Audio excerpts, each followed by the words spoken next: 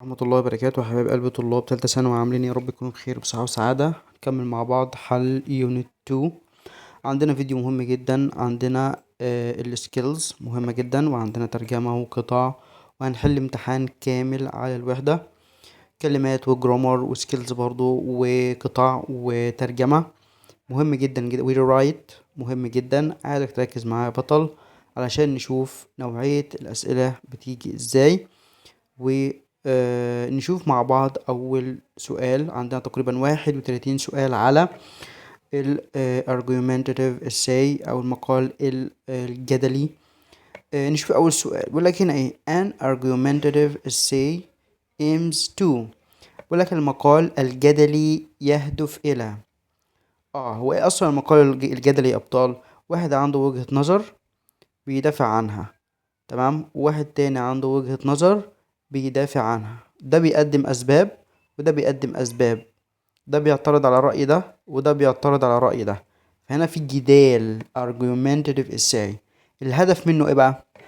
describe a process، وصف عملية، لا. narrate a story، رواية قصة أو سرد قصة، لا. defend a point of view، اللي هو الدفاع عن وجهة نظر، أعتقد دي اللي هتبقى صح. summarize an article، اللي هو تلخيص مقال، طبعا لا، هي هتكون رقم ايه أبطال؟ C. I believe online learning is effective. أنا أؤمن أو أنا أعتقد أن التعليم على الإنترنت أو التعلم عبر الإنترنت يكون فعال. This sentence is used to. الجملة دي بستخدمها لإيه يا أبطال؟ طبعا I believe أو I think أو أي حاجة من الحاجات دي بتدل على الرأي. give a fact يعني إعطاء حقيقة، دي مش حقيقة، ده رأيه. express an opinion، اللي هو التعبير عن الرأي، أعتقد تنفع دي. introduce an example، اللي هو عرض أو طرح مثال. طبعا هنا مفيش مثال، هو بيقول رأيه في حاجة. agree with others، الاتفاق مع الآخرين، لا، هي هتكون express an opinion. firstly it saves time. أولا يعني إيه it saves time؟ يعني بتوفر الوقت. this phrase is best used for. الجملة دي يا أبطال أفضل يمكن استخدامها في إيه يا أبطال؟ conclusion، concluding التلخيص، يعني في الخاتمة. طبعا لا، لأن firstly دي من الكلمات اللي بستخدمها في body paragraphs. making a thesis، اللي هو تكوين أو عمل أطروحة، لا، دي بعد الأطروحة. supporting an opinion، اللي انت بتدعم رأيك، اعتقد giving a title، انك بتقول عنوان، طبعا لا، هي هتكون supporting ايه an opinion. فهنا بتدي يعني سبب، بتقول حاجة رأي معين وتقول أسبابه. firstly أول سبب it saves time، بيوفر الوقت، فهنا بتعبر عن الايه السبب وبتدعم الرأي بتاعك، واللي بيدعم الرأي الأسباب والحقائق والمعلومات. The purpose of a counter argument is to. counter argument اللي هو رأي مضاد، رأي ايه مضاد، او اللي هو وجهة نظر مضادة. الهدف او الغرض منها ايه يا ابطال؟ give more facts، اعطاء يعني حقائق زيادة او مزيد من الحقائق. ولا repeat the introduction، اللي هو إعادة أو تكرير المقدمة. give a summary، أنت بتلخص، إعطاء ملخص. ولا show the opposite opinion، اللي هو إظهار أو عرض الرأي المعارض. أكيد يا أبطال هي هتكون الإظهار وعرض الرأي المعارض. counter argument رأي مضاد أو حجة مضادة، هي بالظبط the opposite opinion، اللي هو الرأي المضاد. This may be true but I think it's not enough. هذا يمكن أن يكون حقيقي لكن أعتقد أنه ليس كافي. This is an example of. ده مثال على إيه يا أبطال؟ giving an example، إعطاء مثال. refuting the other side، اللي هو refute هنا معناها disagree، اللي هي رفض أو الاعتراض على الرأي الآخر. ولا summarizing the essay، تلخيص المقال. ولا supporting with facts، اللي هو الدعم بحقائق او التدعيم بالحقائق. طبعا هو بيقول لك هنا ايه ده ممكن يكون حقيقي ولكن ايه انا لا اعتقد انها كافيه، فانت بترفض هنا، في رفض هنا، مش اعطاء مثال ولا تلخيص ولا بتدعم حقائق معينه. هي refuting the other side، انت بترفض الراي الاخر، بتقول ممكن يكون حقيقي بس مش كفايه، فانت مش هو مش كفايه بالنسبه لك، فاكيد مش هتقبله. in some يعني في النهاية أو أخيرا social media has both pros and cons. وسائل التواصل الاجتماعي لديها الإيجابيات وسلبيات.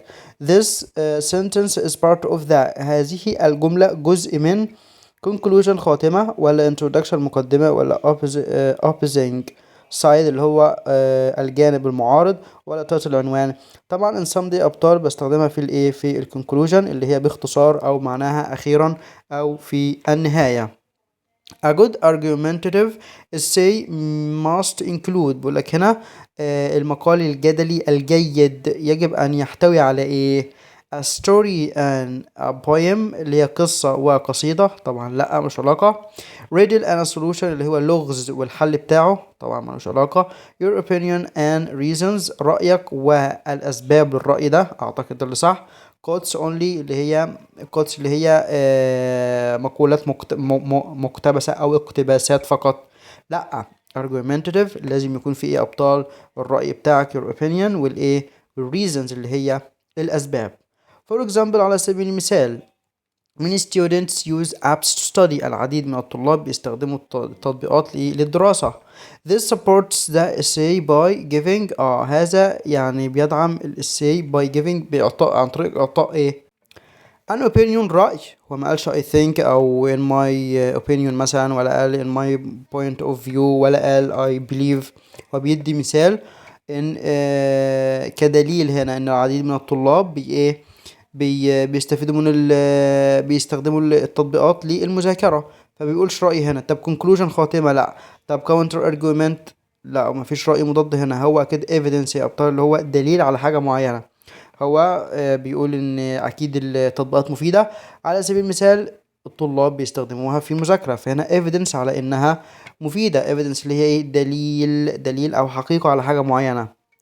on the other hand على الجانب الآخر some believe online learning is less effective. البعض الآخر بيعتقدوا أن التعلم على الإنترنت يكون يعني less effective يعني ليس فعال بالقدر الكافي أو أقل كفاءة. this introduces ده بيدل على إيه أبطال؟ طبعا on the other hand ده معناه ال opposite side أو ال opposing side اللي هو الجانب المضاد. طبعا هتكون the opposing view اللي هي وجهة نظر ايه مضادة. ليه؟ لان لما قالك on the other hand على الجانب الاخر يبقى اللي هو هيقوله عكس اللي اتقال قبل كده. تمام. topic sentence جملة موضوع مستحيل. example ده مش مثال ده بيعرض رأي. reason سبب لا هو لسه هيقول الاسباب. هو يقولك هنا on the other hand some believe online learning is less effective. على الجانب الآخر البعض من الناس يعتقدون أن تعلم الإنترنت ليس فعال بما فيه الكفاية. وهيقول بقى لسه الإيه reasons عشان مثلا بيضيع الوقت عشان في مشتتات عشان مش عارف إيه. فما بيتكلمش عن الموضوع ده. هو بس بيعمل إيه opposing view هنا بس. That's why I believe schools must stay open. لهذا السبب أنا أؤمن إن المدارس يجب أن تظل مفتوحة.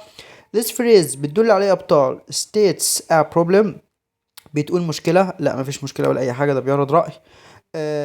affirms your opinion اللي أنت بتأكد أو reaffirms your opinion بتأكد الرأي بتاعك.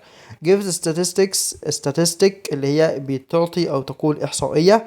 ولا introduce a quote أو introduces a quote اللي أنت بتقول اقتباس. طبعا هنا يا أبطال أنت reaffirms your opinion أنت بتأكد الرأي بتاعك.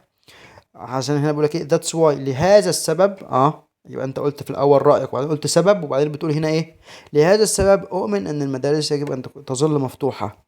فهنا يا أبطال reaffirms اللي أنت بتعيد تأكيد إيه بتعيد تأكيد رأيك. The main goal of the conclusion is to بقولك هنا الهدف الرئيسي للخاتمة تكون إيه أبطال التلخيص. give some reasons إعطاء أسباب لا. add story إضافة قصة طبعا لا. sum up اللي هي بتلخص points اللي انت بتلخص الايه النقاط الرئيسية. add a new opinion اللي انت بتضيف رأي جديد طبعا ايه لا. it's argued that AI may take over jobs ولكن هنا it's argued that يقال ده معناها ايه يقال ان ال AI يمكن ان يسيطر على الوظائف. This is a sentence أو this is a sentence from the. دي جملة من ايه يا أبطال؟ conclusion خاتمة. supporting paragraphs جمل داعمة أعتقد example section والقسم بتاع الأمثلة. لا مفيش أمثلة هنا ولا أي حاجة. opposing side اللي هو جانب المضاد، فهنا الأدق هتكون opposing side. Which of the following is not used to give your opinion؟ أي من التالي ليس أو لا يمكن استخدامه لإعطاء رأي. يبقى في 3 هنعرف نستخدمهم يعني إبداء الرأي، وفي واحدة إيه مش هينفع نستخدمها. I believe that أؤمن أن دي تنفع نستخدمها.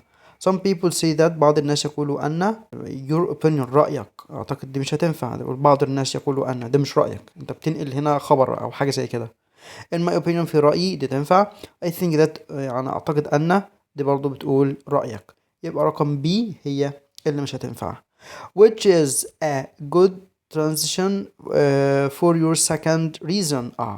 ايه اللي تحت دي أبطال؟ اللي هو كلمة انتقالية جيدة للسبب التاني. انت قلت سبب أول، ماشي، ده سبب أول اهو. السبب التاني الكلمة الانتقالية اللي هستخدمها هنا ايه ممكن تكون من دول؟ another reason is رأي آخر أو سبب آخر يكون، ممكن دي تنفع. firstly أولا، لا دي أول سبب مش هتنفع. in conclusion في الختام مش هتنفع. on the other hand ده على الجانب الآخر، ده انت بتبدي رأي آخر مش سبب، لأن الرأي ممكن يكون في عدة أسباب. طب تمام، فأنا هو عايز سبب آخر مش رأي آخر، فهتكون ايه another reason is رأي آخر يكون كذا كذا كذا. تمام. رقم 15 بيقولك هنا smartphones help students stay connected. بيقولك هنا التليفونات المحمولة تساعد الطلاب على أن يبقوا متصلين بالإنترنت. بيقولك هنا إيه؟ This is ده إيه؟ an opposing view رأي أو وجهة نظر مضادة، ولا conclusion خاتمة؟ ما قالش حاجة بتدل على الخاتمة. تمام. supporting example اللي هو مثال داعم لفكرة معينة، ولا definition تعريف؟ مفيش تعريف، هو مثال داعم لفكرة معينة ان التليفونات ايه مثلا مفيدة. طب مفيدة ازاي؟ بتساعد الطلاب اللي هم يبقوا متصلين بالانترنت ويعرفوا اخر الاخبار. to sum up باختصار او في النهاية technology has improved our lives. التكنولوجيا طورت وحسنت ايه حياتنا. this sentence هذه الجملة introduces the topic يعني بتقدم الموضوع، ولا closes the say بتغلق أو بتنهي المقال. gives an opposing view اللي هي إبداء أو إعطاء وجهة نظر مضادة، ولا gives a statistic اللي أنت بتقول هنا إحصائية أو إبداء أو طرح إحصائية. طبعا to sum up يا أبطال باختصار أو أخيرا، فهتكون إيه يا أبطال؟ هتكون أنت بتقفل إيه أو خلاص بتنهي أو بتختم الإيه المقال. What should the introduction include؟ ما الذي يجب أن تحتوي عليه المقدمة؟ refutation الرفض والاعتراض، لأن أنت لسه بتقول مقدمة هترفض وتعترض إزاي؟ counter argument اللي هي وجهة نظر مضادة، ولا repeated phrases اللي هي عبارات مكررة، ولا your opinion رأيك؟ طبعا يا أبطال في البداية أنت بتقول رأيك، وبعدين كده طبعا بتكلم في الإيه في الargumentative say بتقول رأيك، وبعدين بتقول أسباب، ولو في رأي معارض بتقوله. The phrase I disagree because is used to بيقول لك هنا الجملة اللي بتقول أو العبارة اللي بتقول أنا لا أتفق بسبب كذا كذا تستخدم في إيه أبطال؟ refute اللي هو الاعتراض، ولا explain الشرح؟ طبعا لا. agree الاتفاق؟ طبعا لا. ask a question سؤال أو يسأل سؤال مش هتنفع. هي هتكون إيه refute اللي هي مثلا محمد الرفض أو الاعتراض. many disagree but I believe AI helps us. ولكن many disagrees يعني على الرغم من عدم الاتفاق أو أو على الرغم من الاعتراضات الكتيرة، لكن أنا أؤمن أو بعتقد إن ال AI بيساعدنا. sentence shows بتورد هنا أبطال neutral tone. النيوترال هنا معناها اللي هو رأي محايد أو نغمة محايدة. your stance and refutation اللي هو موقفك ورفضك. listing بتيجي بمعنى جدولة. conclusion خاتمة. طبعا هنا انت بقولك على الرغم من الاعتراضات الرفض او عدم الاتفاق انا بؤمن ان ال AI بيساعدنا. فانت بتعبر عن ايه ابطال؟ عن رفضك عن رفضك لإيه؟ لوجهات النظر اللي بتقول ال AI مش مفيد أو حاجة شكل كده. which of the following gives a reason؟ ايه من الجمل دي أبطال بتدي أو بتطرح سبب. conclusion خاتمة طبعا لا. on the other hand دي يعني بتعرض رأي آخر مش سبب، مش هتنفع. is argued that يقال أن ده يعني تستشهد بكلام ناس أو بتقول حقيقة أو حاجة منتشرة بين ناس معينين. طبعا هتكون ايه freshly زي ما احنا ايه عارفين. Why is it important to include the other side؟ ليه مهم في ال argumentative essay أبطال لازم تقول الرأي الآخر. to write longer essay عشان تكتب مقالات يعني أطول ملهاش علاقة بالطول. to show understanding and argue better لعرض الفهم أو لتوضيح الفهم و argue better والجدال يبقى الجدال أفضل يعني أعتقد دي اللي هتبقى أحسن. to agree with everyone إنك تتفق مع الجميع طبعا لأ. to waste words عشان تهدر أو تستخدم كلمات كتيرة وخلاص طبعا لأ. هي هتكون ايه أبطال عشان يعني تضرب الرأي بالرأي الآخر وأسباب ده وأسباب ده لحد ما توصل ل understanding أفضل وجدال أو وجهة نظر أفضل. which transition singles an opposing idea؟ ايه من الترانزيشنز دي أبطال يعني بتشير إلى الرأي المخالف أو الرأي المعارض أو الفكرة المعارضة. another reason is رأي آخر أو سبب آخر يكون. ولا to sum up باختصار for example على سبيل المثال however على يعني على الرغم من دي زي بط بالظبط يا أبطال دي بتساوي بط اللي هي although على الرغم من يبقى هنا on the other hand على الجانب الآخر دي كلها بستخدمها لإيه أبطال لل opposing idea. the phrase some people say that بعض الناس يقولوا أن is used for بستخدمها لإيه أبطال. the topic sentence جملة الموضوع opposing side رأي معارض conclusion خاتمة title عنوان طبعا هتكون opposing side الجانب المعارض أو الرأي الإيه المعارض. why do you use أو why do we use for example؟ بنستخدم كلمة for example اللي هي أبطال explain a reason clearly اللي هو شرح سبب بوضوح أعتقد in the essay. بننهي أو نختم المقال طبعا لأ. give definition اللي احنا بنقول أو بنعرض تعريف معين طبعا لأ. ask a question سؤال مش هتنفع. هي هتكون ايه أبطال اللي انت بتشرح السبب بتاعك بوضوح فبتدي مثال. يعني say without a conclusion is considered ولك المقال اللي بدون خاتمة يعتبر ايه exciting مثير more logical يعني منطقي أكثر too formal يعني رسمي جدا. ولا incomplete طبعا incomplete اللي هو غير كامل لازم يكون ايه في conclusion. which of the following is part of a strong conclusion؟ ايه من التالي أبطال من الجمل التالية دي يكون جزء من خاتمة قوية. some people say بعض الناس تقول لا ده بيبدي رأي هنا ما بيقولش خاتمة. I believe that ده برضو I believe that انت بتبدي رأي. that's why I believe we must act now لهذا السبب أو لذلك أنا أؤمن إن إحنا يجب أن نتصرف أو نتحرك الآن. أعتقد اللي هتنفع for example دي إعطاء مثال ملهاش علاقة بالconclusion فهتكون إيه أبطال هتكون رقم C هي الأقرب إلى الصواب. I think it's clear that pollution is dangerous. أعتقد أن التلوث أو من الواضح أن التلوث خطير. this is دي أبطال story قصة لأ. opinion رأي أعتقد لأن بدأ ب I think. counter agreement اللي هو حجة مضادة أعتقد لأ. title العنوان مش هتنفع هي I think و I believe بيبقى معناها إيه أبطال an opinion رأي. what does a counter agreement أو argument do؟ ما الذي أو إيه وظيفة يا أبطال الرأي المعارض؟ presents opposing view اللي هو طرح وجهة نظر معارضة أعتقد ده اللي هتبقى صح. closes an essay يعني بيختم المقال أعتقد لأ غلط مش بتختم المقال هنا. giving gives title تعطي مثال أو عنوان طبعا لأ. beats your opinion بتكرر الرأي بتاعك لأ مش بتكرره انت هنا بتقدم رأي ايه معارض. refuting means you refuting اللي هي الرفض بمعنى اللي انت ايه agree politely بتوافق بأدب؟ طبعا لأ. disagree and explain why، بترفض وبتشرح ليه انت رافض؟ اعتقد ايوه. supporting تغطية، بتدعم الفكرة لان انت بترفضها. ask a question، بتسأل سؤال؟ طبعا لأ، هي هتكون disagree ايه ابطال and explain why، لان انت بترفض وبتقول السبب الرفض، بتشرح يعني. technology helps but it may be used wisely. التكنولوجيا بتساعد لكن يجب استخدامها ايه ابطال؟ بحكمة. This show ده بيعرض ايه ابطال؟ strong support اللي هو دعم قوي، ولا complete rejection اللي هو رفض كامل، balanced view وجهة نظر متوازنة، ولا wrong opinion اللي هو رأي خاطئ؟ طبعا هنا يا ابطال الاقرب للصواب اللي هي balanced view وجهة نظر متوازنة او رأي متوازن، وهي بتساعد ولكن لازم نستخدمها بحكمة، فايه رأي متوازن هنا.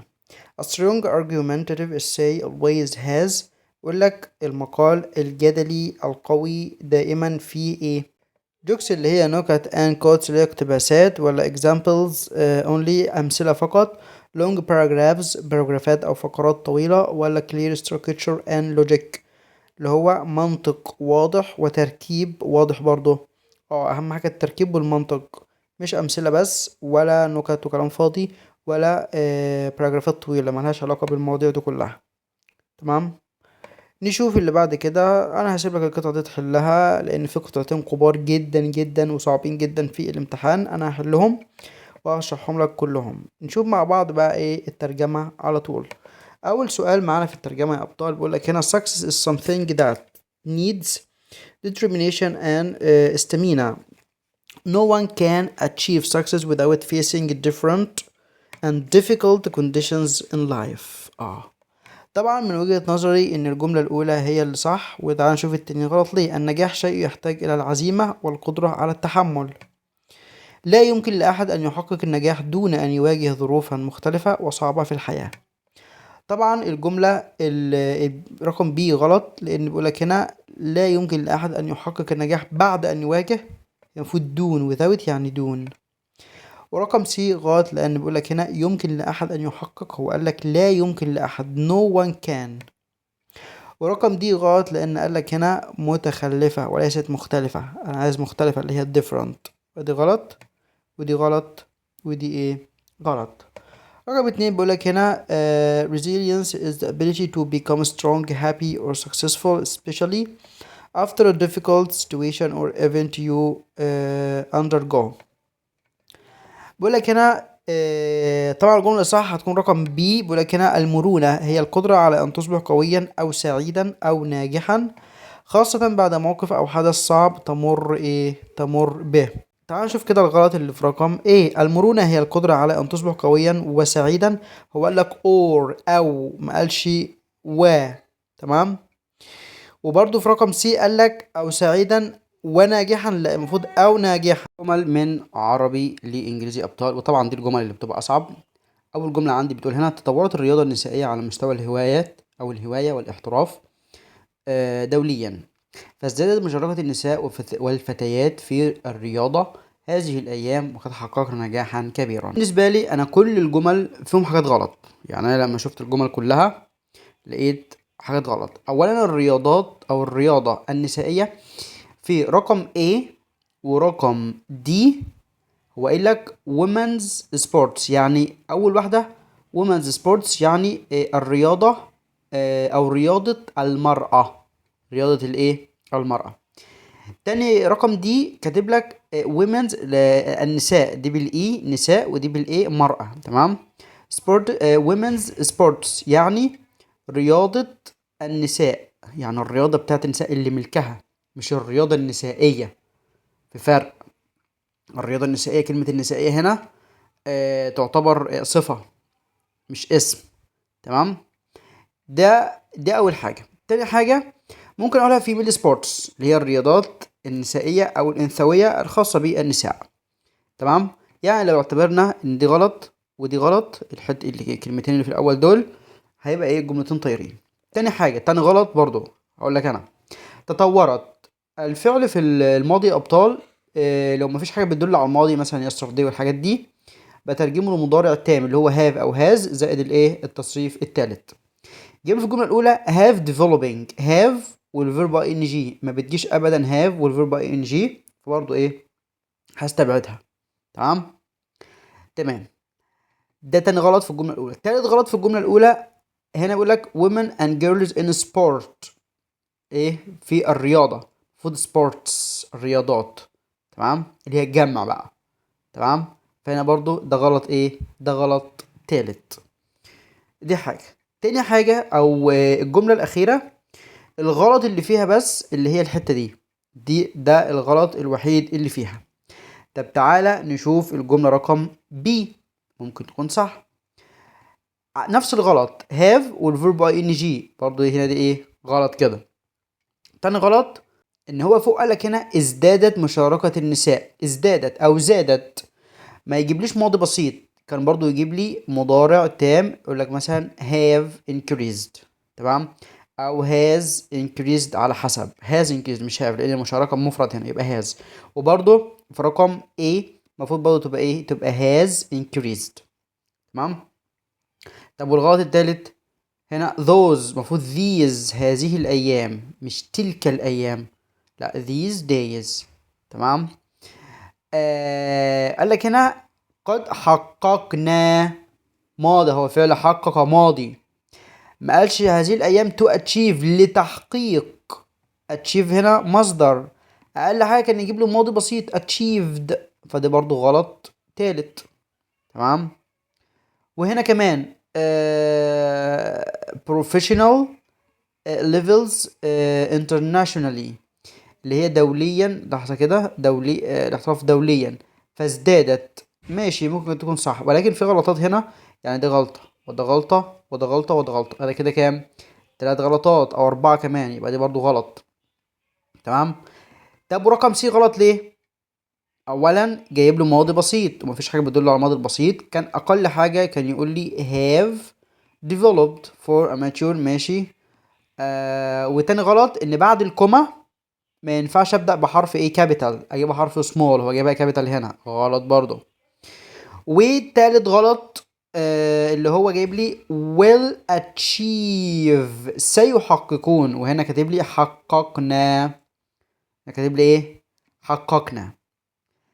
ف يعني الاقل خطأ هنا اعتقد اللي هي الجملة رقم دي، فانا هختار رقم دي، وانا وضحت لك كل الاخطاء وكل الحاجات اللي في الجمل التانية. شوف بقى قول لي رأيك انت برضو، لف تاني على الجمل وقول لي رأيك انت في الجمل دي. وبعدين حتى قال لك هنا today اليوم في رقم سي، مش these days هذه الأيام، تمام، فده برضو غلط، تمام. فأنا اخترت رقم دي، رياضة النساء أو الرياضة النسائية، مفيش مشكلة في دي، لكن الباقي كله ايه الباقي كله صح. فشوف كده وقول لي.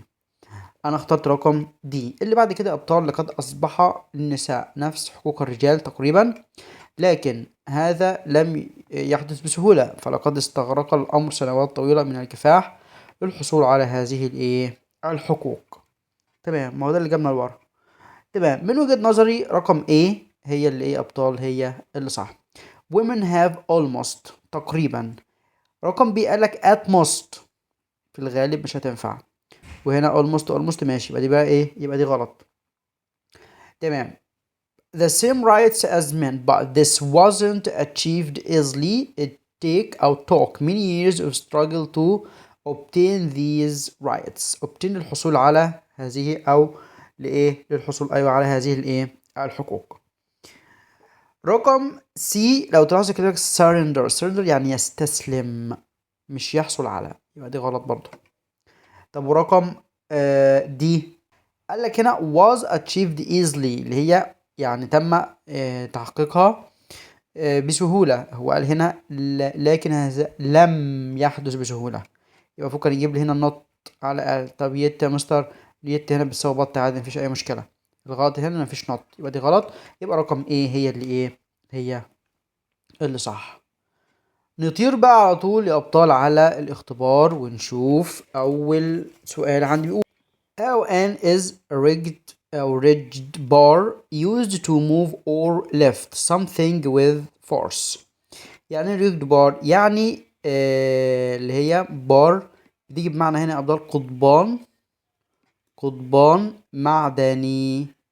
قضبان معدني أو قضبان صلب. يستخدم لرفع أو تحريك الأشياء with force بالقوة، يعني بمعنى أصح رافعة. lever اللي هي رافعة أو winch زي ما بنقول. automation التشغيل الآلي لأ. infrastructure البنية التحتية لأ. driver ملفات التعريف للأجهزة والبرامج لأ. his passion and ideas help the team towards success. شغفه وأفكاره ساعدت الفريق تجاه النجاح. شغفه وأفكاره ساعدت الفريق إن هي ساعدت الفريق إزاي يا أبطال؟ trouble shot إيجاد مشكلة وحلها ملهاش علاقة. enhance تعزيز الفريق نحو النجاح مش واضحة قوي. embrace اللي هي يتبنى مش هتنفع أو يحتضن، هتكون drive تقود الفريق نحو الإيه، ساعدت في قيادة الفريق نحو الإيه، نحو النجاح. We downloaded the latest of the app yesterday. احنا نزلنا أحدث إيه من التطبيق امبارح. ground work اللي هي أساس، ولا partnership شراكة، ولا version اللي هي نسخة، ولا automation تشغيل آلي. طبعا نزلنا أحدث نسخة من الجهاز أو من التطبيق امبارح. The Ministry of Education أو وزارة التربية والتعليم is currently تكون حاليا أو حالا يعني في الوقت اللي احنا فيه ده various techniques to improve learning. تقنيات متنوعة لتحسين التعليم. arguing اللي هي تجادل، ولا embracing تتبنى، ولا charging تشحن، ولا restarting اللي هو يعيد تشغيل أو إعادة تشغيل. لا هنا هتكون يا أبطال embracing اللي هي تتبنى تقنيات حديثة ومتنوعة لتطوير التعليم. We must act with urgency to prevent further damage. يجب أن نتصرف بسرعة أو بحالة عاجلة لمنع ضرر إضافي أو لمنع أن يحصل ضرر أكبر يعني.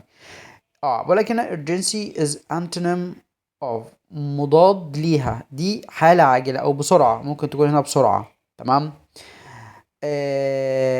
عايز هنا عكسها unimportance أو ممكن تكونها بضرورة ملحة. unimportance غير ضرورة أو ليس ضروريا، بدون ضرورة يعني. pressure ضغط، ولا alarm انذار، ولا importance ضرورة. طبعا هي عكسها يا أبطال unimportance اللي هي بدون ضرورة أو شيء غير مهم. social media can have a strong on young people's attitudes. بقول لك هنا وسائل التواصل الاجتماعي يمكن أن يكون لديها إيه قوي يا أبطال على سلوكيات الشباب. fairness عدل، influence تأثير، viewpoint وجهة نظر، charge شاحن أو يشحن. طبعا ليها a strong influence تأثير كبير. This cartoon was designed to children with jokes and songs. هذا الكرتون يعني صمم للأطفال بالنكت اللي هي النكت يعني الحاجات الفكاهية، والأغاني entertain تسلية، ولا feel يفشل، ولا require يتطلب، ولا imagine يتخيل. طبعا هتكون لتسلية مين؟ الأطفال. The machine was known for its high efficiency. ولكن الماشين دي كانت مشهورة ب فاعليتها وكفاءتها العالية. ولكن efficiency antonym of مضادة لإيه؟ تمام. wastefulness اللي هي إهدار، و productivity اللي هي إنتاجية، دي بتساويها مش هتنفع. accuracy دقة، دي حاجة إيجابية برضو مش هتنفع. capacity اللي هي سعة أو قدرة برضو مش هتنفع. هي هتكون wastefulness اللي هي أبطال wastefulness اللي هي الإهدار وليست أو التضييع، وليست efficiency اللي هي الكفاءة. سما said she tired after the long trip. سما قالت ان هي يعني مرهقة بعد الرحلة الطويلة. لاحظ ان الكلام هنا غير مباشر، فانا بميل ان انا استخدم الايه الماضي، سواء ماضي بسيط او ماضي مستمر او ماضي تام. is مضارع مش هتنفع. has مضارع مش هتنفع. be مصدر برضه مش هتنفع، يبقى was. turn off the lights before you go. اطفي النور قبل ما تمشي. رودينا said to her brother. رودينا told her brother to turn off the lights. ما هي to والمصدر هنا turn off the lights. رودينا قالت لأخوها اطفي النور قبل ايه؟ قبل ما تمشي. مش هينفع في الماضي لأن ده أمر، فبجيب to المصدر في الأمر المثبت. turns في اسم مش هتنفع. turning في ing مش هتنفع. أحمد said that he his test on time. أحمد قال إن هو الاختبار بتاعه في الوقت المحدد. كلام غير مباشر، يبقى أنا هميل لإيه؟ للماضي. submits اللي هو قدم الامتحان بتاعه، دي فيها اسم مضارع بسيط مش هتنفع. دي ماضي تام ممكن. has مضارع مش هتنفع. submit ماضي مضارع برضو مش هتنفع، هتكون had submitted اللي هو سجل او بعد ارسل الامتحان بتاعه في الوقت الايه المحدد. don't forget your ID. ما تنساش الاي دي بتاعك. ايمن reminded ندى. ايمن reminded ندى not to الا، ما هنا النفي ايه؟ بيبقى not to. تمام. not to زائد المصدر، زائد الايه المصدر، يبقى not to forget لا تنسى او لا تنسي الايه الهوم ورك، لا تنسى الاي دي بتاعك. أميرة said that she that restaurant before. ولكن هنا كان في قاعدة، لما تلاقي كلمة before برضو هميل للماضي الايه الماضي التام تحديدا. أميرة قالت إن هي زارت المطعم ده من قبل، برضو كلام غير مباشر، يبقى هميل للماضي زي ما قلت لك. visit مضارع مش هتنفع. visit مضارع مش هتنفع. has visited مضارع مش هتنفع، يبقى had ايه visited. When I asked Judy if she had spoken to Salma, she said she here that morning. لما أنا سألت جوري إذا ما كانت كلمت أو اتصلت بسلمى، هي قالت إن هي هذا المساء أو هذا الصباح. سوري، دي كانت this أصلها this morning، المفروض كان أصلها that morning. تمام. didn't speak to her ما كلمتهاش، ولا wasn't speaking to her لم تكن تتحدث إليها، ولا had spoken to her كلمتها، ولا has spoken to. طبعا دي مضارع أولا مش هتنفع. أنا هختار يا أبطال، يعني هختار had spoken to اللي هي كلمتها. تمام، لأن هي بتسأل هل أنت كلمتها ولا ما كلمتهاش، فمش هينفع أقول. هنا جاب لي أبطال في السؤال ماضي تام، يبقى هنا تكملة الكلام برضه هتكون في الماضي التام لأن أصله ماضي بسيط، فهجيب هنا إيه الماضي التام. ومش مش هينفع أجيب ماضي مستمر. ليه؟ لأن مش أصله مضارع مستمر، هو أصله ماضي بسيط. Did you speak to her this morning؟ هل كلمتيها؟ فقالها yes، أو قالت she said she had spoken to her that morning. فأصل الكلام ماضي بسيط، فعشان كده حولناه الماضي تام. آدم admitted he a mistake in his calculations في الحسابات بتاعته والمسائل بتاعته. آدم يعترف إن هو ارتكب أخطاء في الحسابات بتاعته. admitted هنا make ولا had made ولا makes ولا has made. مضارع مش هتنفع. مضارع مش هتنفع. مضارع برضو مش هتنفع، هي تكون ماضي التام يا أبطال. ما هو هنا الكلام برضو إيه؟ كلام غير مباشر. كلام غير مباشر.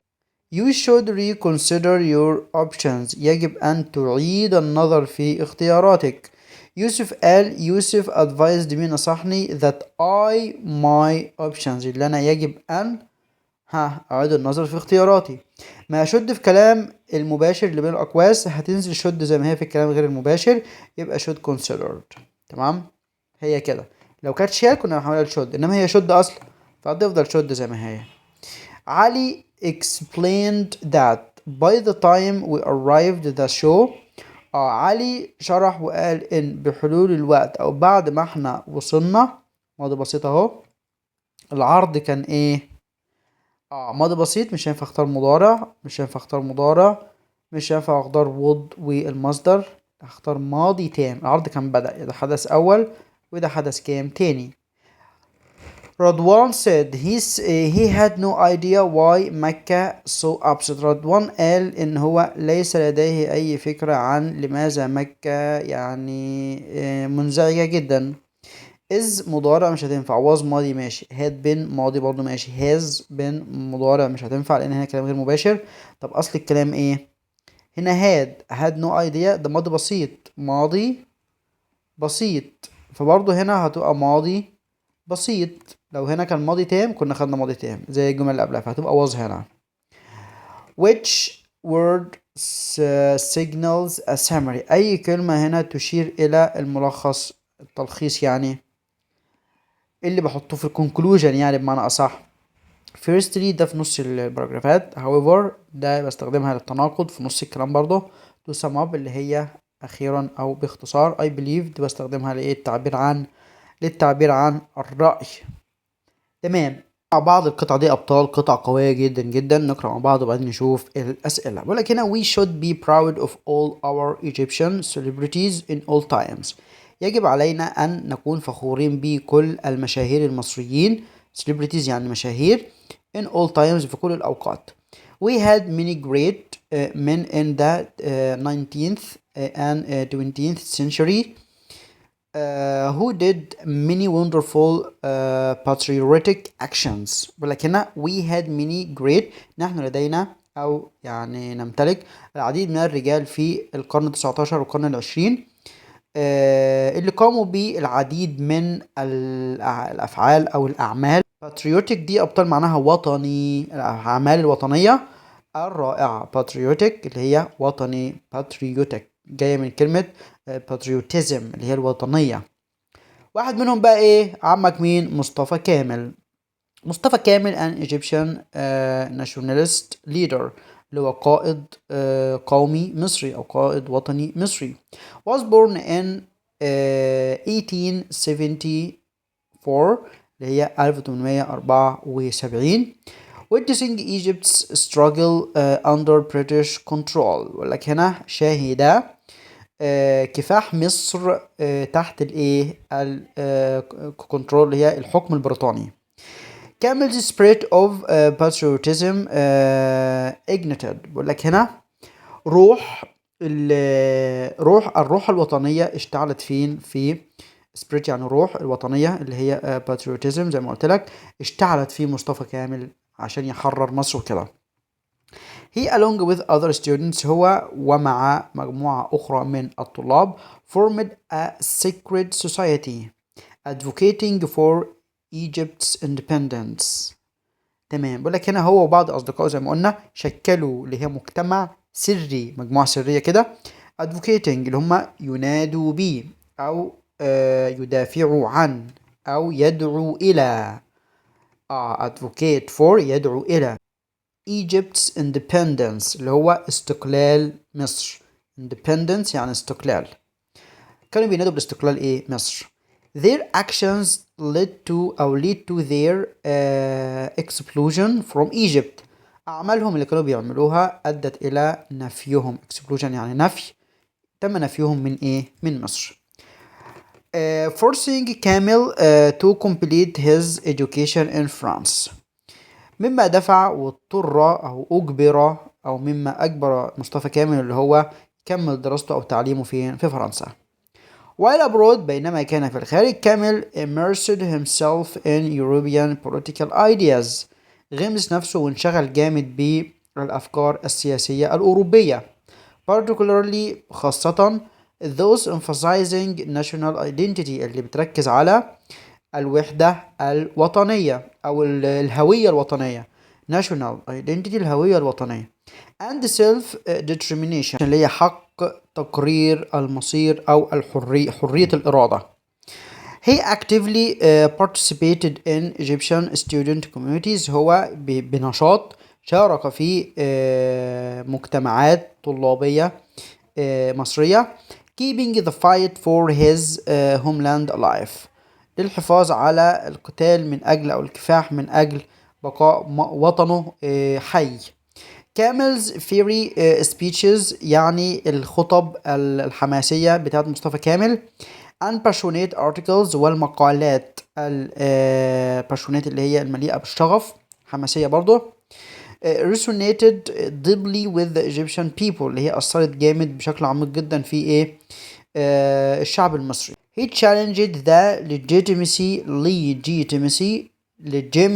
اسمها كده legitimacy اللي هي إيه أبطال الشرعية البريطانية أو حكم الشرعية البريطانية البريطاني، تمام، أو الحكم التشريع البريطاني highlighting its detrimental impact on Egypt's economy. كمان بيظهر وبيأكد يعني التأثير الضار أو المؤذي طبعا الاحتلال البريطاني على الاقتصاد المصري والسوشيال فابريك اللي هو النسيج الاجتماعي أو النسيج المجتمعي. He emphasized the importance of education. أكد على أهمية التعليم and self-reliance اللي هو الاعتماد على الذات. Urging Egyptians to strive for a future يعني ويحث المصريين على المكافحة من أجل مستقبل حر from foreign domination من السيطرة والهيمنة الأجنبية. Despite facing threats and imprisonment على الرغم أنه هو واجه تهديدات أو تلقى تهديدات وسجن by the British authorities عن طريق اللي هي السلطات البريطانية. مصطفى كامل remained undeterred اللي هو لا يمكن منعه، ظل يعني مستمر في اللي هو بيعمله. He continued to mobilize the masses. هو استمر في حشد اللي هم الناس masses اللي هي مثلا الحشود. Organizing peaceful protests تنظيم مظاهرات سلمية and advocating for a boycott ويدعو إلى boycott of British goods يدعو إلى مقاطعة المنتجات البريطانية. His unwavering determination بقول لك هنا عزمه وتصميمه يعني الذي أو الثابت أو الذي لا يتزعزع and eloquent articulation اللي هي الخطب أو والتعبير الفصيح بتاعه الخطب الرنانة الحماسية بتاعته of Egypt's aspiration earned him the title واللي كانت يعني بتلهم حماس المصريين وترنو إلى تطلعات المصريين. الخطب بتاعته بتنادي بالتطلعات والطموحات اللي هي Egypt's aspirations اللي هي طموحات مصر، يعني تصل إلى طموحات مصر. أكسبته اللقب The voice of the nation صوت الأم. مصطفى كامل's hard efforts على الرغم من الجهود الكبيرة اللي هو عملها though tragically cut short by illness in 1908 ولكن هنا يعني على الرغم من انه انتهى بشكل مأساوي بسبب المرض طبعا. الجهود العظيمة significantly contributed to ساهمت في rise of Egyptian nationalism اللي هي الوطنية المصرية. He laid the ground work هو يعني وضع أساس for future generations اللي هم الأجيال المستقبلية who ultimately اللي هم في الأخير achieved Egypt independence واستقلال مصر in 1942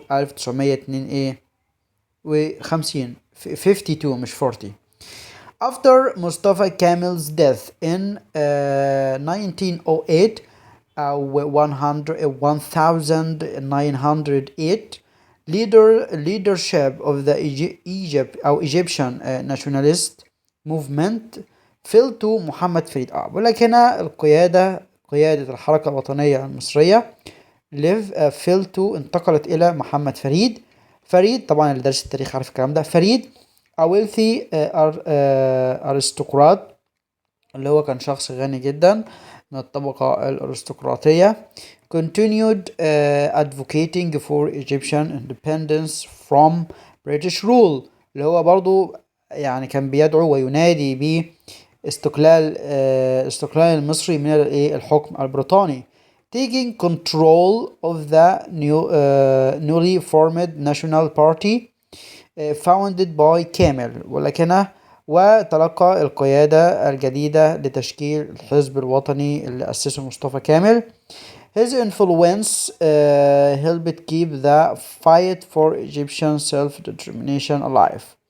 يقول لك تأثيره يعني ساعد على الحفاظ على الكفاح من أجل إحياء تقرير المصري أو إبقاء على قيد الحياة واللي هم يفضلوا يكافحوا من أجل إيه؟ Egypt's independence اللي هي استقلال مصر. تعال نشوف كده السؤال رقم 1. بيقولك هنا the main idea of the passage is that الفكرة الرئيسية في القطعة يا أبطال. الفكرة الرئيسية إن مصطفى كامل، طب تعال نشوف كده. The British ruled Egypt for many years. British ruled اللي هي حكمت مصر لعدة سنوات، دي ما كانتش الفكرة الرئيسية. مصطفى كامل made good efforts for the independence of Egypt. مصطفى كامل قام بجهود كبيرة جدا لاستقلال مصر، أعتقد دي اللي صح. مصطفى كامل was impressed by some British writers. كان معجب ببعض الكتاب البريطانيين، ما اتكلمش على الموضوع ده. The British rewarded مصطفى كامل by sending him abroad. بريطانيا يعني كافئت مصطفى كامل عن طريق إرساله أو نفيه إلى الخارج. دي طبعا ما كانتش، دي كانت نقطة بسيطة مش الموضوع كله. الموضوع الكامل أو كان بيتكلم بشكل رئيسي عن جهود مصطفى كامل لاستقلال مصر. مصطفى كامل أو died aged مات في عمره يناهز 34 سنة. روح احسب هو اتولد امتى ومات امتى، هتلاقي هو ده الرقم الصحيح، كان صغير جدا. Which of the following can summarize the first paragraph. البراجراف الأولاني لخصه زي أبطال. The British forced Camel into exile to get rid of his patriotic attitude.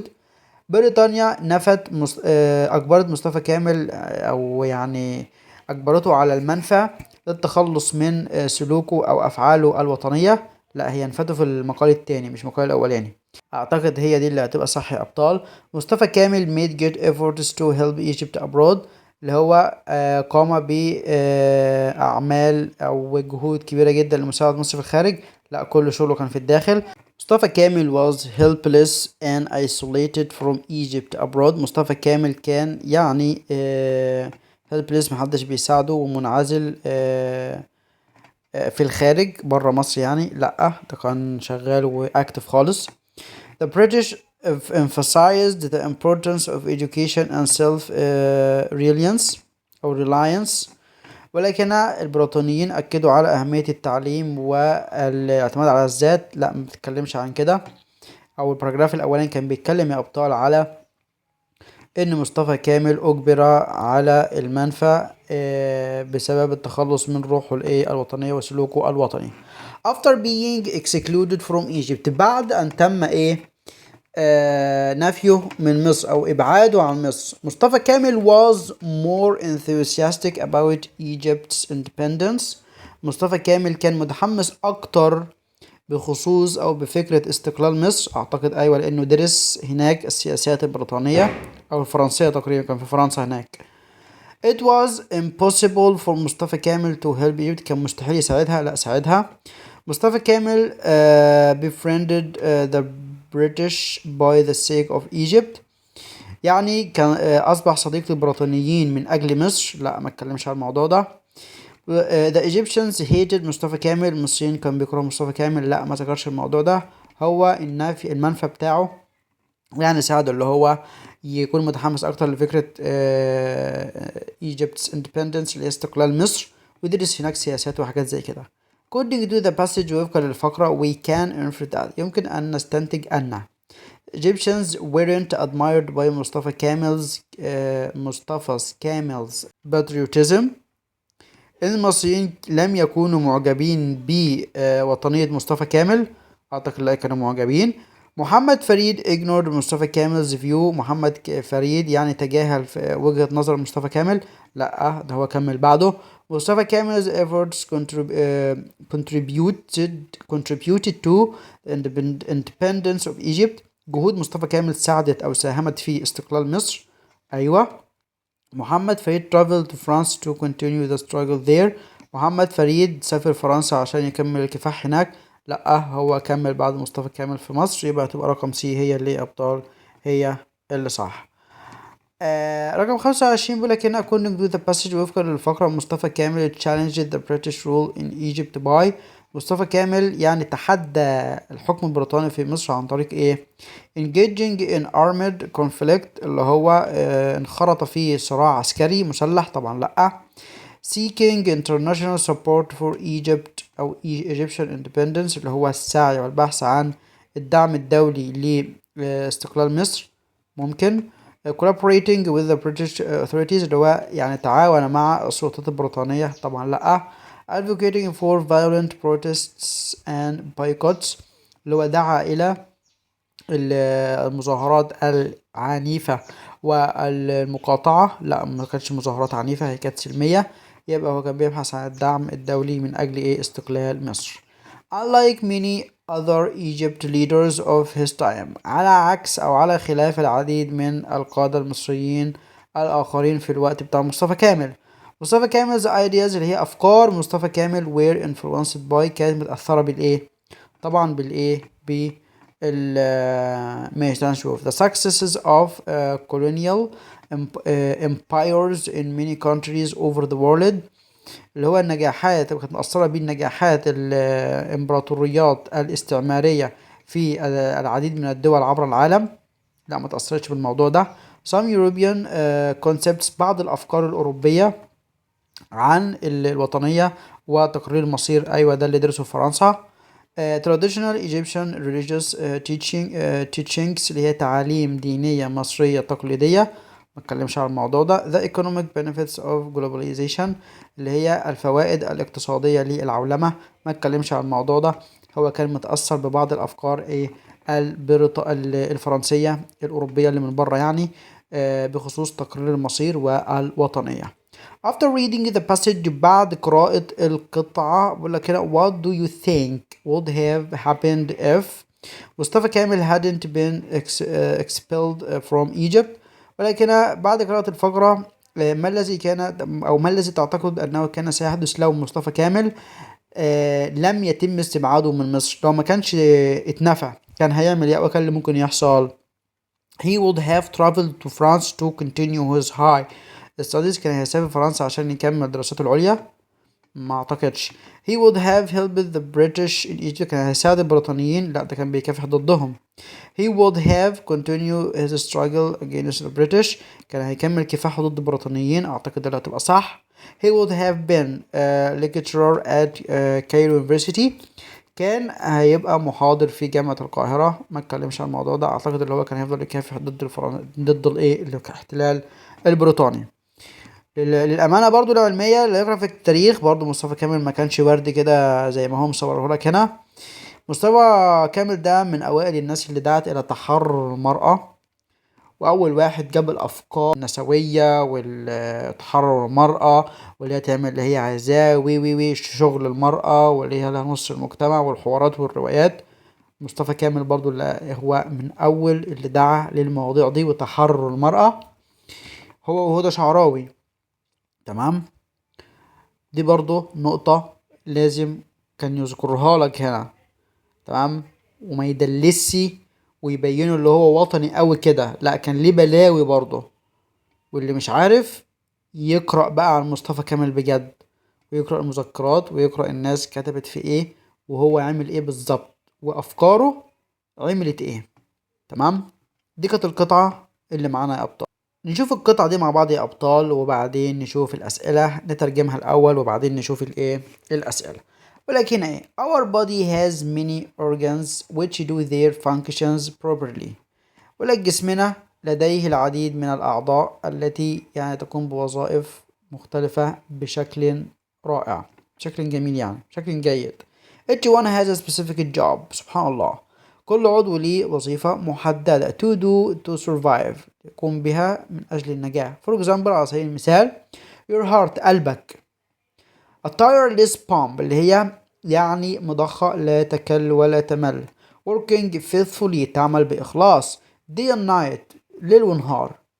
is vital to your very existence، تكون مهمة جدا لوجودك وحياتك. but what happens when this vital organ is starved of the oxygen it needs، ماذا سيحدث لو أو ماذا يحدث عندما هذا العضو المهم يعني يتضور جوعا، على حسب المعنى اللي هو كاتبه، يتضور جوعا للأكسجين اللي هو محتاج أكسجين كتير ومش لاقيه، ايه اللي هيحصل؟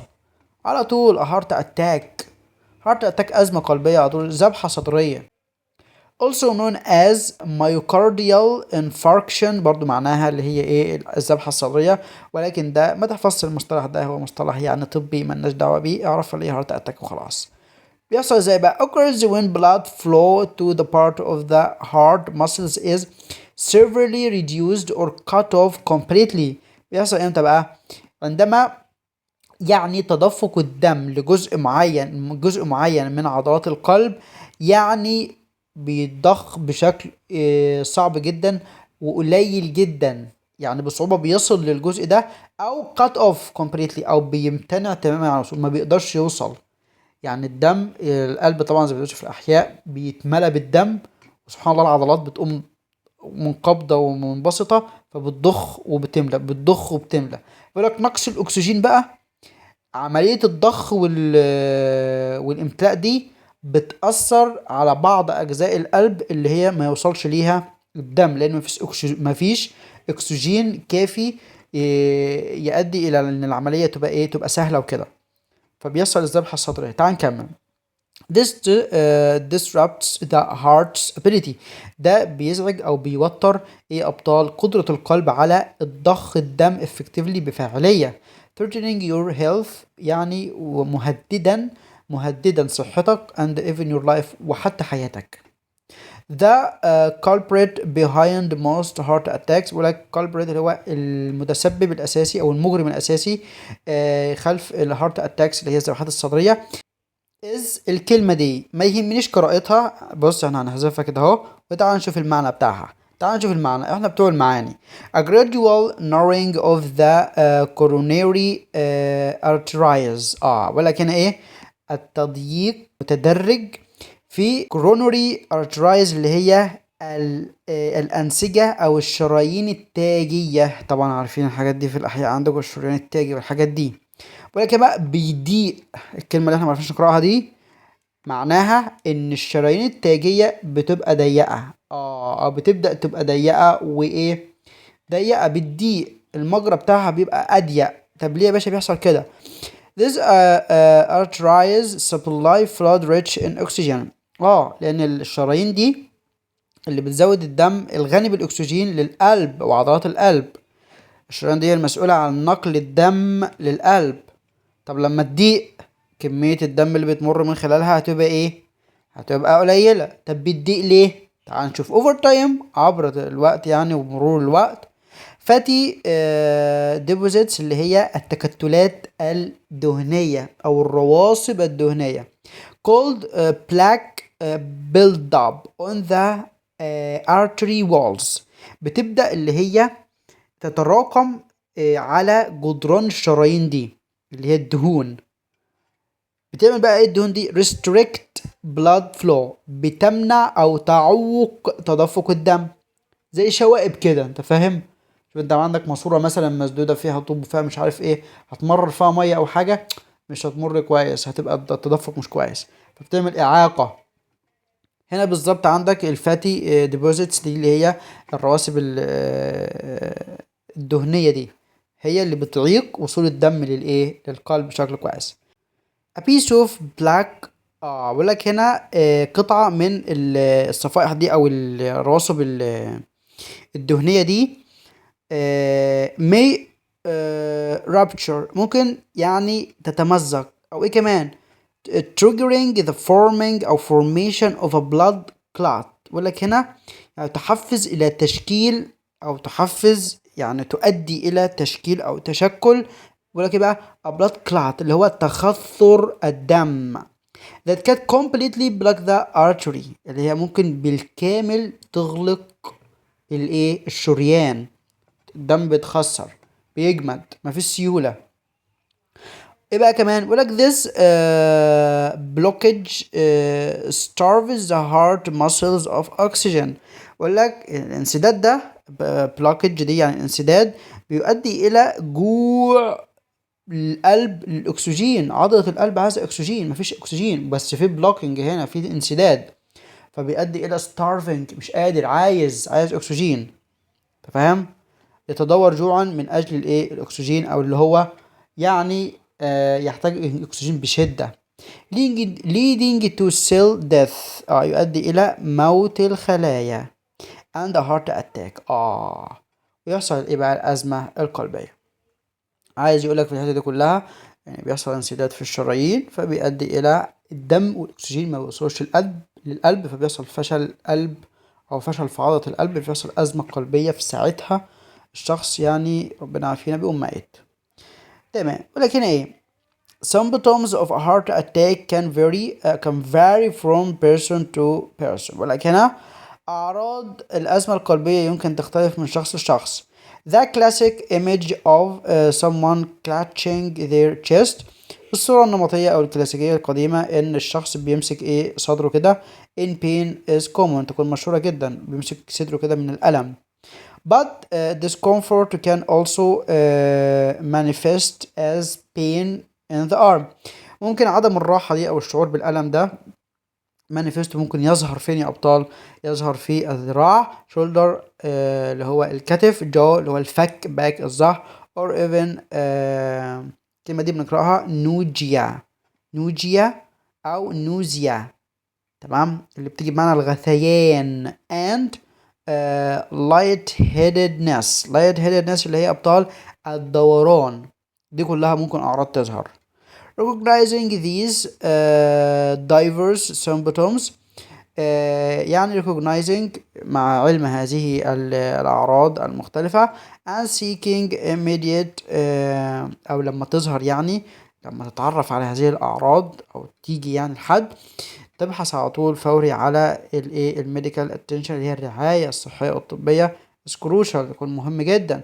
early intervention اللي هو التدخل الطبي المبكر can minimize heart damage يمكن أن يؤدي إلى تقليل دمار القلب and improve your chances وبيزيد فرصك في التعافي بشكل كامل. بيعملوا بقى هنا توسيع الشرايين صدمات كهربائية مش عارف مضخات تنفس اكسجين زيادة هما بقى بيتعاملوا وربنا طبعا اللي بيشفي الجميع. تمام قطعة مسعورة والله العظيم قطعة مسعورة. تعال نشوف اللي بعد كده هي واللي قبلها. Thankfully لحسن الحظ there are steps you can take to reduce your risk of a heart attack. في خطوات انت ممكن تتخذها لتقليل الإصابة بمخاطر اللي هي دي الأزمة القلبية أو الذبحة الصدرية دي. maintaining بتحافظ على بقى maintaining a healthy lifestyle is key تحافظ على أسلوب حياة صحي مهم جدا. This includes eating a balanced diet ده بيتضمن أكل أو تناول نظام غذائي متوازن low in saturated fats يعني قليل في قليل الدهون المشبعة.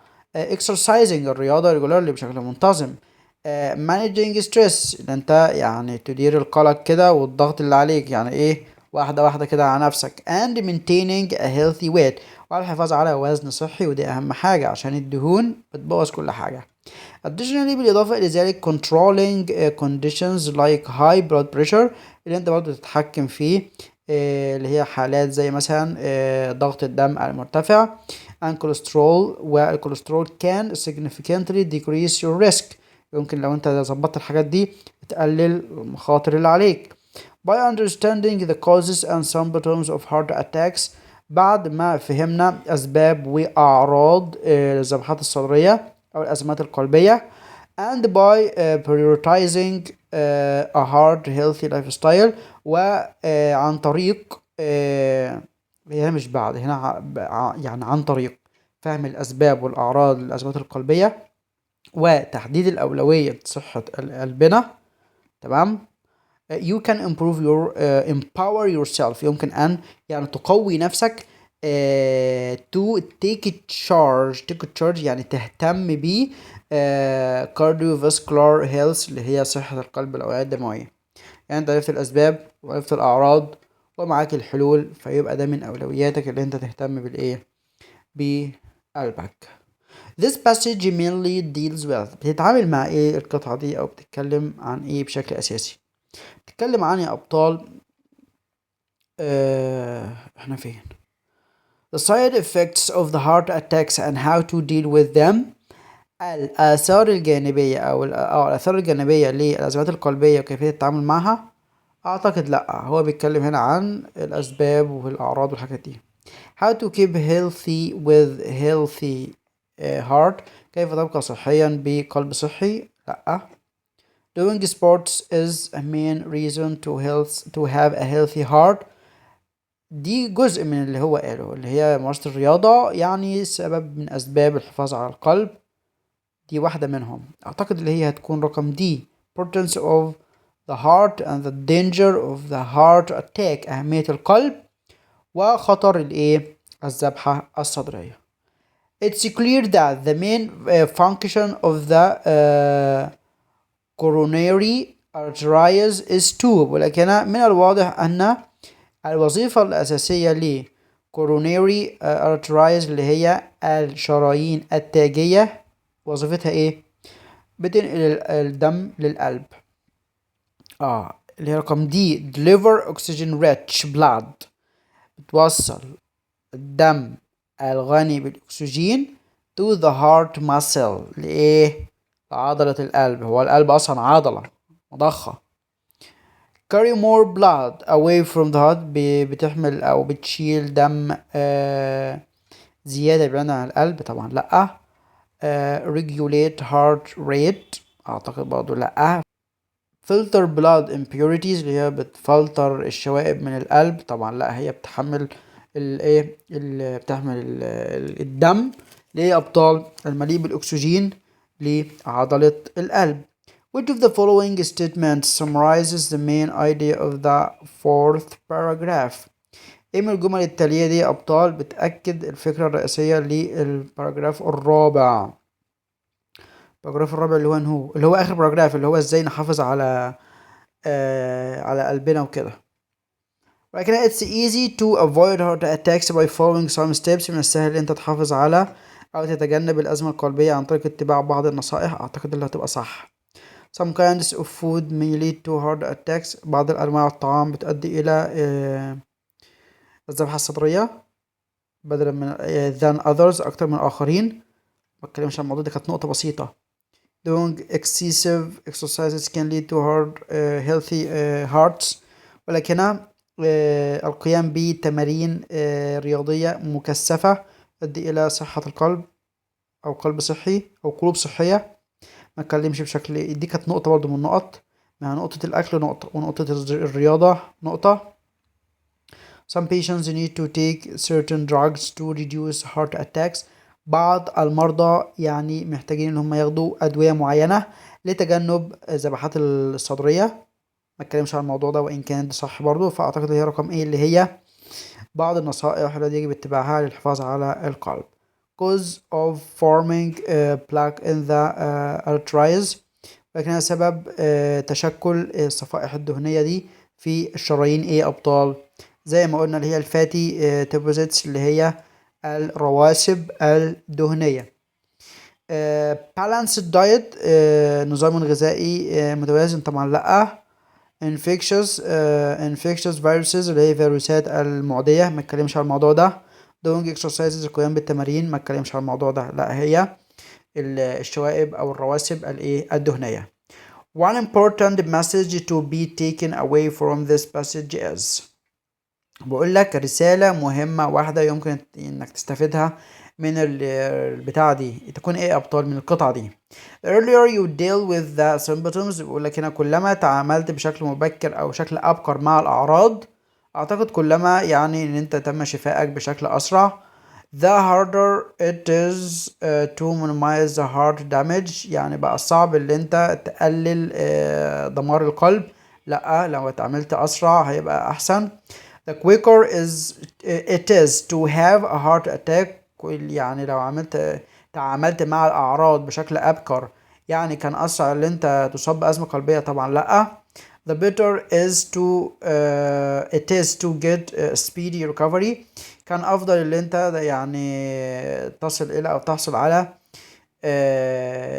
إنك أن تتعافى يعني بشكل أسرع. the more you can get heart problems، يعني أسرع أو مزيد من مشاكل القلب.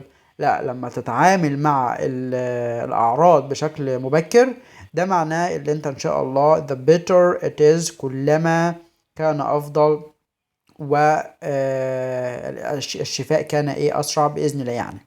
according to the passage، وفقا للفقرة، the person who clutches his chest، الشخص اللي بيمسك صدره may have a heart attack، ممكن يكون عنده ذبحة صدرية اعتقد. surely has a heart attack، بالتأكيد عنده ذبحة صدرية، مش بالتأكيد ولا حاجة يعني. doesn't suffer from any heart attacks، لا يعاني من أي ذبحة صدرية، ما ممكن يكون عنده برضه مفيش مشكلة. won't suffer from heart attacks، لن يعاني، لا هو ممكن يكون عنده. تمام، إيه دي من أعراضه، انك تمسك صدرك كده صدري بيوجعني. in terms of the passage، وفقا للفقرة، unlike the disturbance of the heart's ability to flood blood، على عكس أو على نقيض اضطراب قدرة القلب على ضخ أو تدفق الدماء، maintain a normal weight can lead to الحفاظ على وزن طبيعي يمكن يؤدي إلى إيه؟ some heart problems، مشاكل في القلب، لأ. وزن الطبيعي يعني أنت كويس. pain in the arm، ألم في الذراع، طبعا لأ. nausea and lightheadedness، اللي هو الغثيان والدوار، طبعا لا. الوزن الصحي الطبيعي بيبقى ايه دليل على a healthy life. after reading the passage، بعد قراءة الفقرة دي أبطال، it's true to say that our hearts، it's true to say من الصح أو من الحقيقي أو من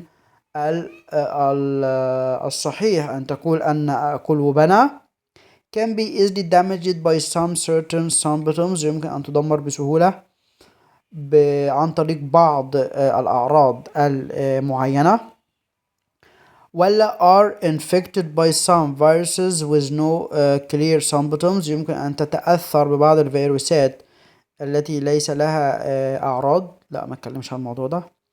are important organs and need special care، مهمة، أعضاء مهمة وتحتاج عناية خاصة، أعتقد دي اللي صح. aren't so vital، ليست مهمة جدا، لا مهمة جدا، هي تكون رقم سي هي اللي هي أبطال، هي اللي صح. سؤال 35 أو 36 أبطال بيقول لك هنا، طبعا أنت عارف اللي احنا في السؤال ده بنختار اختيارين. بيقول لك هنا Egyptian schools should embrace new digital tools to improve learning، المدارس المصرية يجب أن تتبنى أدوات رقمية جديدة لتطوير التعليم. بقول لك in this instance، بقول لك في هذا المثال أو في هذه الجملة embrace، كلمة embrace معناها إيه يا أبطال؟ طبعا هختار اختيارين. deletes، تلغي أو تمسح، لا أنا عايز يتبنى. ignore، يتجاهل، مش هتنفع.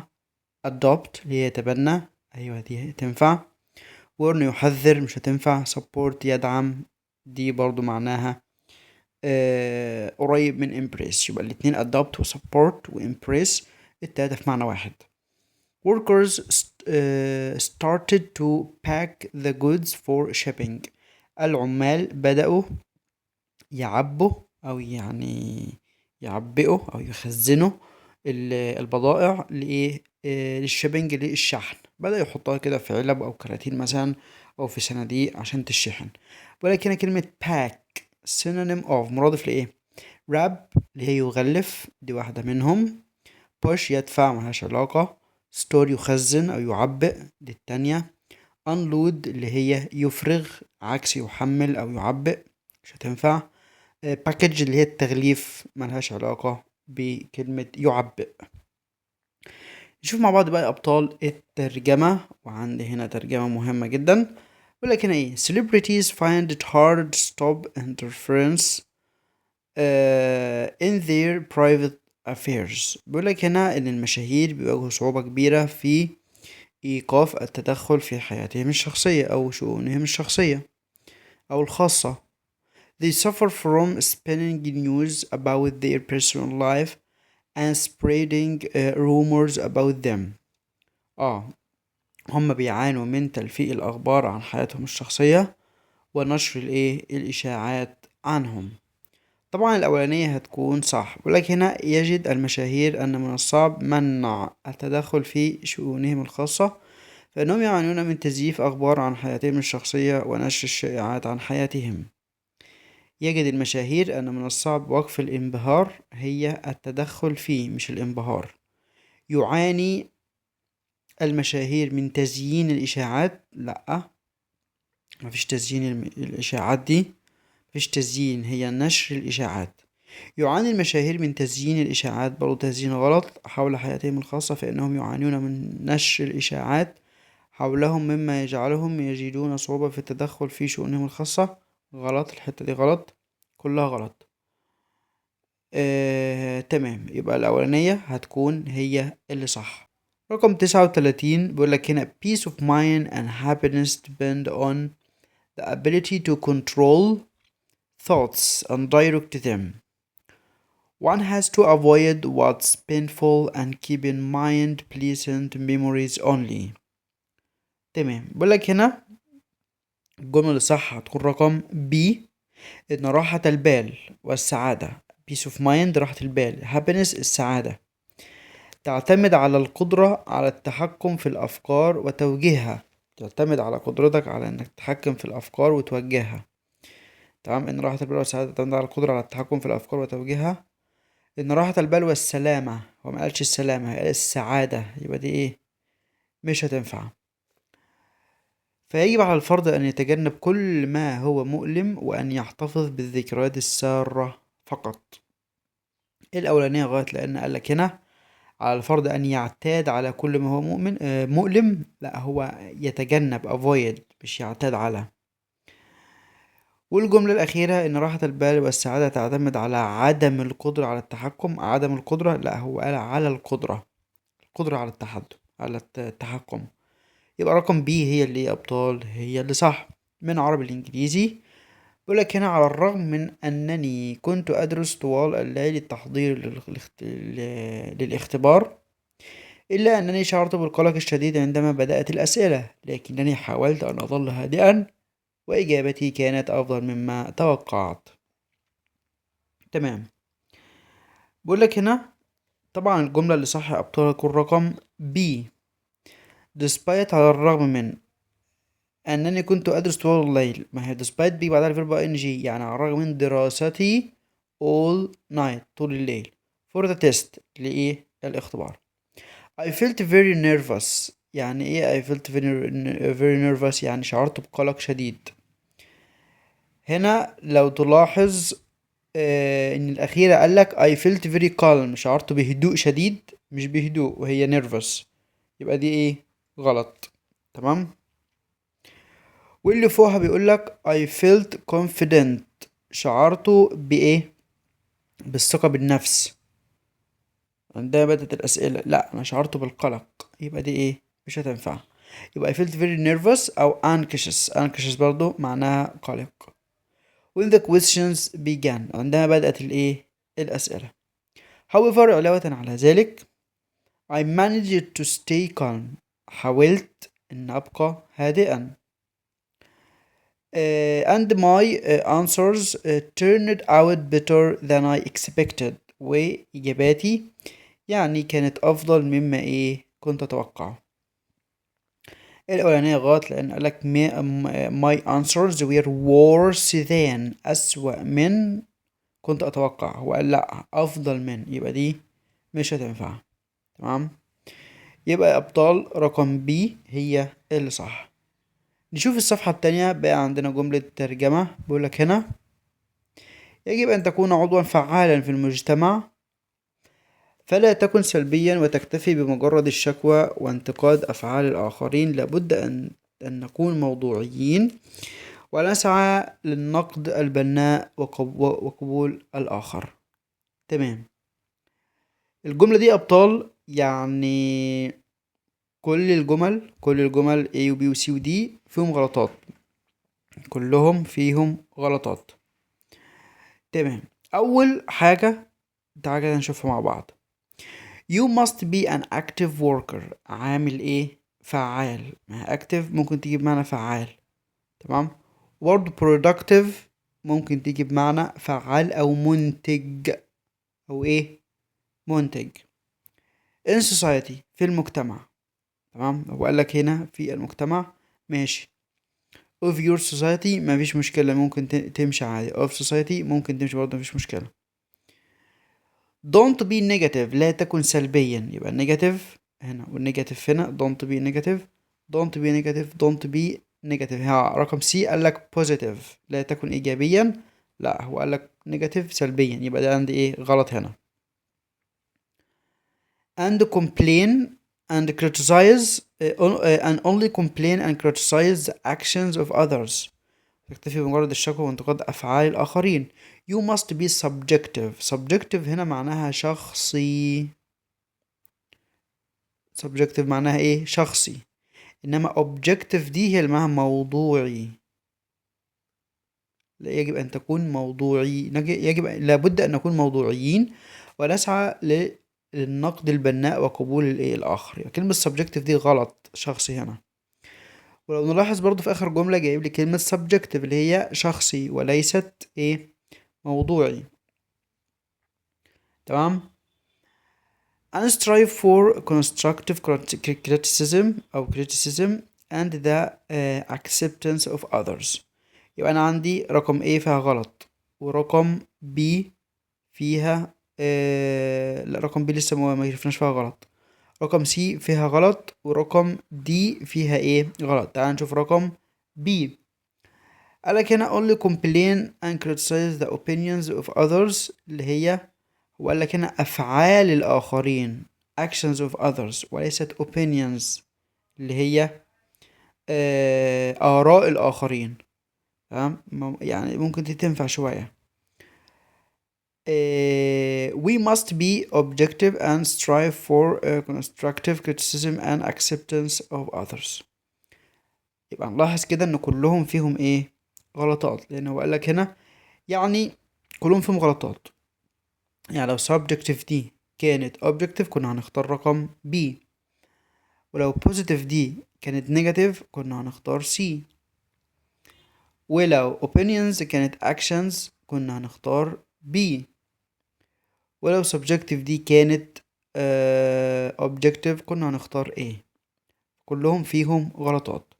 شوف انت راجع ورايا ممكن تلاقي غلطة تانية او في حاجة صح تانية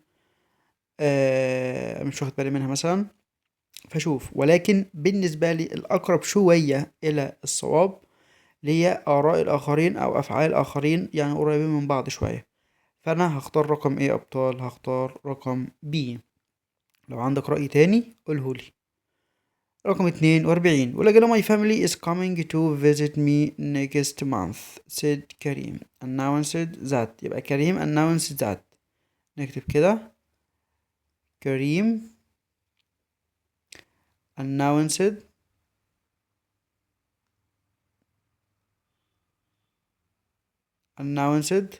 that أن عائلته his family is coming is يعني was coming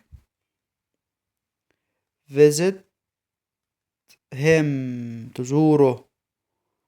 ممكن تقول the next week أو the following week. the following week أو month، هي مكتوبة month مش week، month. تمام، دي الجملة الأولى. الجملة الثانية we didn't understand the instructions. نحن لم نفهم التعليمات said the children. يبقى the children said that قالوا إن هما، طبعا فأنا إن we بتبقى that they didn't ماضي بسيط يبقى ماضي تام.